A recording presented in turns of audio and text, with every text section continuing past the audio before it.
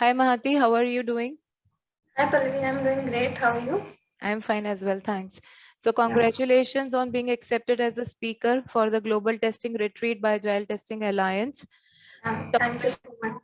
sure. The topic of your paper is Basics of Accessibility Testing 101. Yes. Okay, would you please like to tell us what audience can expect from it and what are you going to talk about? Actually, this is a basic accessibility primer. So, if you see, a lot of organizations now are focusing on accessibility as a part of their requirements. Earlier, when any set of requirements had come in, people mostly used to focus on functional part of it and testing the automation or the API. So, Okay. now I feel the scope has expanded. People also go for NFR requirements like performance, security, or accessibility. But before going for that, if you don't know what accessibility is all about and what things are to be considered or what aspects has to be taken and how can you bring it to your team, I feel it's of no use. So before taking up any new requirement or any new area, first you should have a good understanding as to what it is all about. So my talk would be basically educating people on accessibility, digital accessibility, and what are all the things that you need to know if you want to get started with your journey in accessibility. And it's not it's for any kind of audience. It could be a director who is new to that field, or Okay.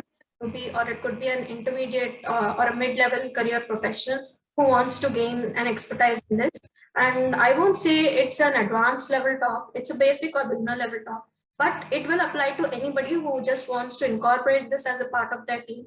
It has all important examples as to why accessibility should be considered and what are the different what are the laws governing accessibility, and what are the different aspects which we consider when it comes to web accessibility, and the Okay. advocacy part, and some real-time examples of companies that have breached and companies that have followed, and some myths pertaining to accessibility, why people don't want to accept it.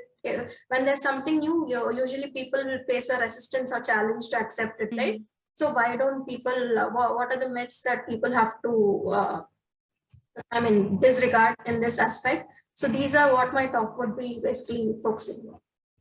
As you have said that your topic is, broad and it would attract audience from different segment of their experiences. I'm sure Yes. developers would also benefit a lot from your talk so Yes. that they get sanitized about how well they can make their application accessible. Definitely, yes. So And yes, it's not only for developers as well. Accessibility comes in every phase of your SDLC cycle, you see.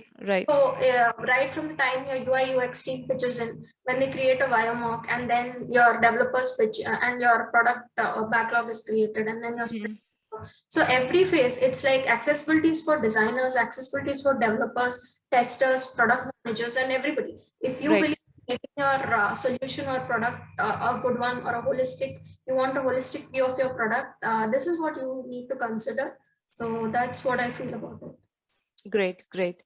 Yeah. Great concept. I'm sure audience would benefit a lot from it. Yes. It's a niche Yes. topic. And thank Yes. you so much for submitting it. Thanks a lot. Yeah. We are looking forward to hearing you, Mahati, on 11th December. Thanks. Thank you so much, Pallavi. Thanks. Yeah.